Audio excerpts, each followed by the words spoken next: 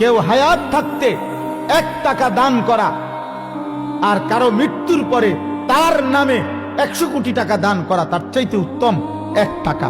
কারণ 1 টাকা আজ আমি জীবিত থাকতে আমার 1 টাকারও দরকার। আমি মরে গেলে আমার নামে দুনিয়াটা দিয়ে দিলে কি আমি তো নাই, আমি তো নাই, বুঝেন নাই? এই জন্য জীবিত মানুষের দানের সওয়াব।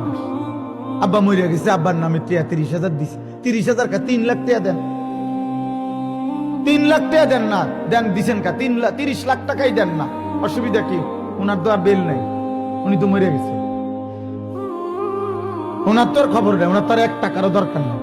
তখন দুনিয়া দিলেই কি? ওনারও যদি কবর থেকে সুযোগ দিত, কবর থেকে উনি যদি বলতে পারত ওনার বংশধরকে যে কয় টাকা দান করবে, উনি বলবে গোটা দুনিয়াটা দিয়ে দিন।